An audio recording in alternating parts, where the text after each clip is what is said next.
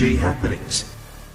The Marape government's fiscal architecture reflected in all its budget is built on two deeply flawed pillars. Firstly, the 5.6% Connect PNG appropriation, and secondly, the manipulation of GDP figures following a failed 2025 census.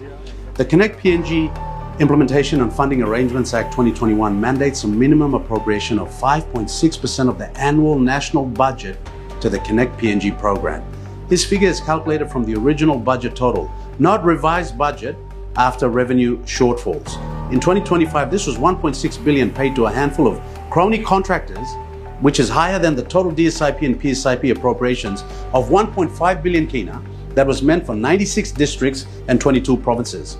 What a stark contrast between promoting national development versus crony capitalism.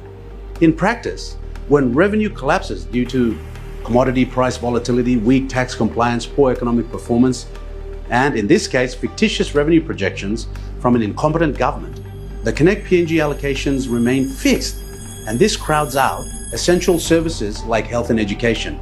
Today, the Nazarene Hospital at Kujip is shutting down, and provincial health authorities nationwide are in crisis as a corollary of the Connect PNG primacy by this reckless Marape government.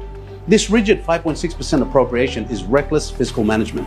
It ignores the principles of budget elasticity, which demands that allocations adjust in line with actual revenue. Worse, the program's ballooning cost variations, often unexplained and unaccounted for, have created a shadow liability. Contractors are now paid through tax revenue and external borrowings, not through the appropriated trust fund. This has led to a surge in arrears, undermining the credibility of the government's fiscal position and violating the intent of the Public Finance Management Act. The procurement process under Connect PNG is equally opaque.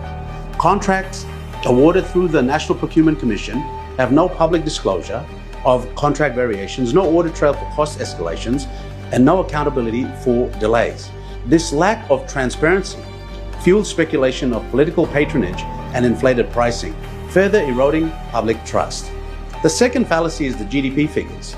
The failure of the 2025 national census has left the government without reliable demographic data.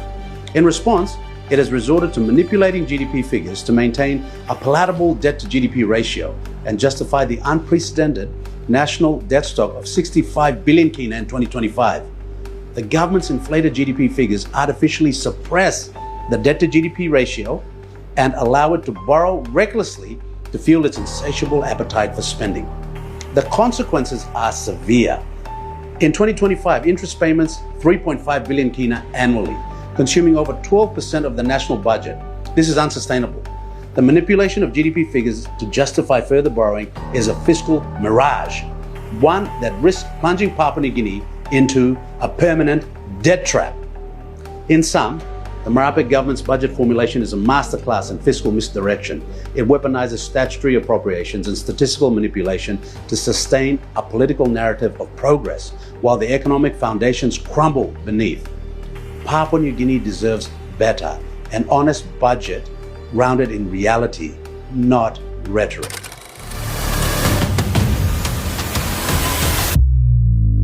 PNG Happenings.